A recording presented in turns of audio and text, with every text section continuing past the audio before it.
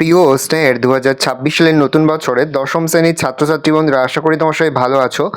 আজ আমরা যে বিষয়টি নিয়ে আলোচনা করবো দশম শ্রেণীর ফার্স্ট ইউনিট টেস্ট অর্থাৎ প্রথম পর্যায়ক্রমিক মূল্যায়নের ইতিহাসের প্রশ্নপত্র নিয়ে। দেখো সরাসরি স্ক্রিনে তোমরা দশম শ্রেণীর ইতিহাসের প্রশ্নটা দেখতে পাচ্ছ।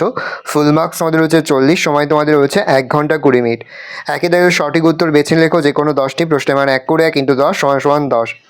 বিপিনচন্দ্র পালের আত্মজীবনীর নাম 70 বৎসর। ভারতের প্রথম চলচ্চিত্র হল রাজা হরিশচন্দ্র। মোহনবাগান আইএফএ শিল্ড জেতে 1911 খ্রিস্টাব্দে।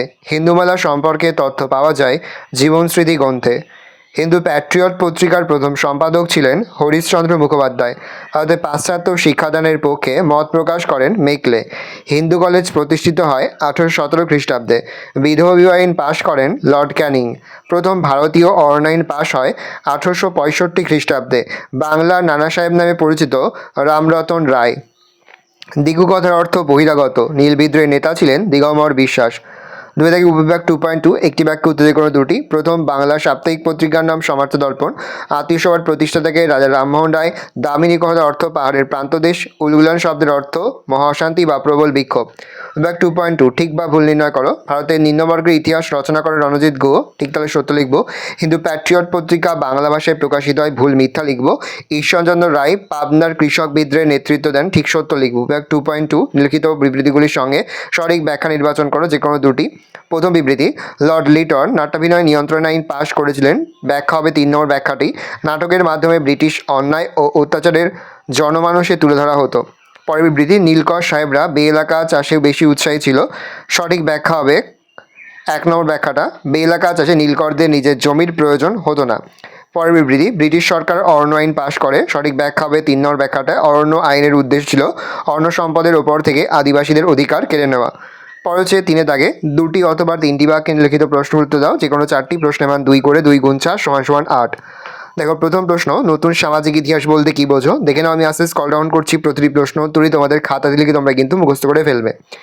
2, স্থানীয় ইতিহাস চর্চা গুরুত্বপূর্ণ কেন? নেক্সট, মেকলে মিনিট কি?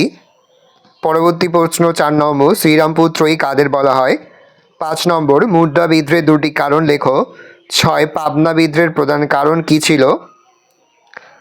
পরের প্রশ্ন, 7 বা 8টি বাক্যে নিম্নলিখিত প্রশ্নের উত্তর দাও। যে কোনো দুটি। প্রশ্নের মান 4 করে 4 × 2 = 8। সরলাদেবী চৌধুরানীর আত্মজীবনী জীবনের ঝরাপাতা খণ্ডটি ইতিহাস চর্চায় গুরুত্বপূর্ণ কেন? দেখে নাও। সামাজিক ইতিহাসের উপাদান, পরে হচ্ছে সাংস্কৃতিক ইতিহাস, তারপরে রাজনৈতিক ইতিহাসের উপাদান। দেখে নাও। পরের প্রশ্ন, আধুনিক ভারতের ইতিহাসের উপাদান হিসাবে সরকারি নথিপত্রের গুরুত্ব কী? দেখে নাও উত্তরটা। 1, বৈপ্লবিক কর্মকাণ্ড। 2, কমিশনের রিপোর্ট। 3, আন্দোলনের দমনের নীতি। 4, ভারতীয়দের সংস্কার। 5, একমাত্র নির্ভরযোগ্যতা। নেক্সট, বাংলায় নীল বিদ্রোহের কারণগুলি লেখো। দেখে নাও। 1, চাষির ক্ষতি। 2, নীলকরদের অত্যাচার। 3, দাদন প্রথা। 4, পঞ্চম আইন। 5 দিয়ে পয়েন্ট করবে দপ্তরি প্রথা। 6, শাসকদের অবিচার। নেক্সট, নারী শিক্ষা প্রসারে ঈশ্বরচন্দ্র বিদ্যাসাগরের কী ভূমিকা ছিল? দেখে নাও। 1 দিয়ে পয়েন্ট করবে বিদ্যাসাগরের উপলব্ধি। 2, প্রাথমিক উদ্যোগ। 3, চূড়ান্ত উদ্যোগ। 4, পরবর্তী উদ্যোগ। পরের প্রশ্ন, 15 বা 16টি বাক্যে যে কোনো একটি প্রশ্ন তো প্রশ্নের মান রয়েছে 8। আধুনিক ভারতের ইতিহাসের উপাদান হিসাবে রবীন্দ্রনাথ ঠাকুরের আত্মজীবনী জীবনস্মৃতি গ্রন্থের গুরুত্ব সম্পর্কে আলোচনা করো। দেখে নাও। প্রথম পয়েন্ট করবে ভূমিকা, তারপরে 1 দিয়ে পয়েন্ট করবে বাঙালি শিশুদের শিক্ষা। 2, বাঙালির স্বদেশিকতা। 3, ঠাকুরবাড়ির স্বদেশিকতা। 4, মাতৃভাষা। 5, রাজনৈতিক ঘটনাবলী। 6, হিন্দু মেলা। লাস্ট পয়েন্ট, উপসংহার। নেক্সট, পাশ্চাত্য শিক্ষা বিস্তারে রাজা রামমোহন রায়ের ভূমিকা আলোচনা করো। দেখে নাও।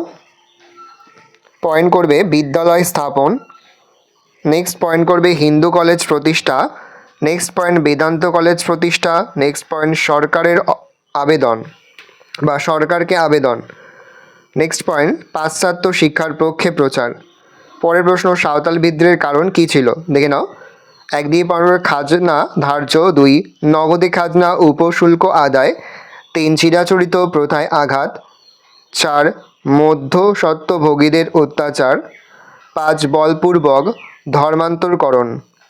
এই রয়েছে টোটাল তোমাদের ফার্স্ট ইউনিট টেস্ট অর্থাৎ প্রথম পর্যায়ক্রমিক মূল্যায়নের ক্লাস 10-এর ইতিহাসের প্রশ্নপত্র। ভালো করে প্রশ্নপত্র দেখে নাও। আশা করি ভিডিওটা ভালো লেগেছে। ভিডিওটা ভালো লাগলে ভিডিওকে লাইক করতে ভুলবে না। আমার নতুন হওয়া তাহলে সাবস্ক্রাইব প্রেস করে পাশে বেল আইকন প্রেস করে নতুন কোনো ভিডিও আপলোড করি সবার ফার্স্ট নোটিফিকেশন তোমরা পেয়ে যাও। আশা করা যায় প্রতি বছর নেই এই বছর তোমরা কিন্তু আমাদের সাজেশন অংশ থেকেই সমস্ত প্রশ্ন কিন্তু কমন পেয়ে যাবে। ইতিমধ্যে কিন্তু আমরা ক্লাস 10-এর প্রতিটি বিষয়ের কিন্তু অধ্যায়ভিত্তিক লাস্ট মিনিট সেশন কিন্তু আপলোড করে দিই উত্তর সহ। তোমরা যদি এখনও পর্যন্ত সেই ভিডিওগুলো না দেখে থাকো ভিডিওগুলো কিন্তু তাড়াতাড়ি দেখে নাও। আর এই প্রশ্নপত্রের পিডিএফ ফাইলটা আমাদের যে ফেসবুক পেজ রয়েছে এডুকেশন ফ্যামিলি, সেখানে কিন্তু আমরা আপলোড করে দিয়েছি। তোমরা কিন্তু অবশ্যই সেখান থেকে এই প্রশ্নপত্রের পিডিএফ ফাইলটা সংগ্রহ করে নেবে।